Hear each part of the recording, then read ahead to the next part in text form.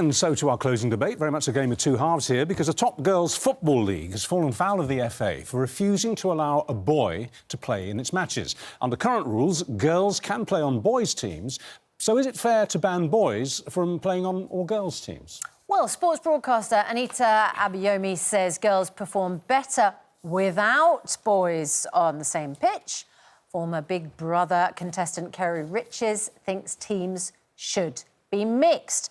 Very good morning to you both. Morning, both. Morning. So, Anita, you're there, you're the mum of a girl on a girls' team, and another mum says, perhaps my boy doesn't want to play with the boys.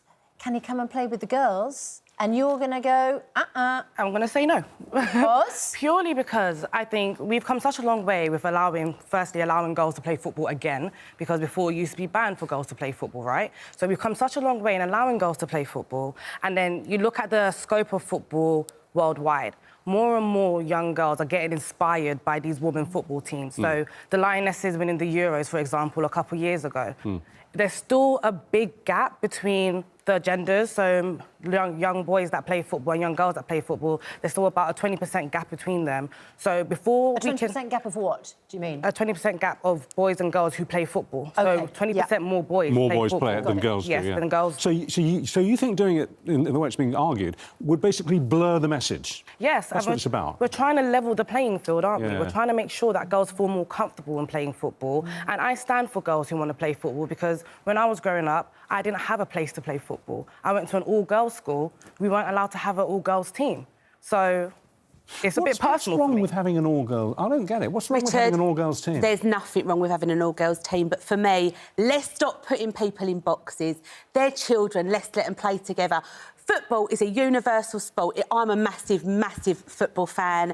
I'm a massive Arsenal fan. Sorry out there if everyone doesn't like Arsenal. I follow the men's team. I follow the women's team. I think it's just Sheffield United this morning who don't like Arsenal.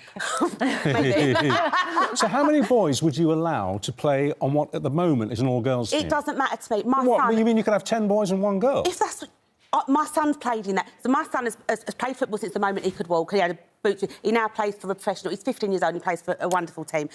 And I spoke to... Knowing I was coming on here today, I spoke to a couple of the girls that also play at Ipswich, and they said that they would rather play with boys. It puts the grit and the determination. It makes them more resilient. They like, and a lot. When you listen to some of the Lionesses as well, they went over and played in cages with brothers, with their brothers' mates. Yeah. It made them strong. It made them resilient. It honestly made them the players they are today. Let's stop putting people in boxes and let them all play together. They're kids. These are kids of school age. I'm not talking about when they get to 16, 17 years old and they get physically more fit, but let's let them play football. And I'm telling you now, my son's school, there was about 2 kids that really wanted to play football. If we were waiting for an only female team, those girls would never have played. No, that's the thing, because girls can play on boys' teams. Yeah. I mean, the rule is that you should be allowed to have mixed teams, but is it different when it's an all-girls team? Yeah, and I think girls should have the options of having an all-girls team and being able to play with the guys, right?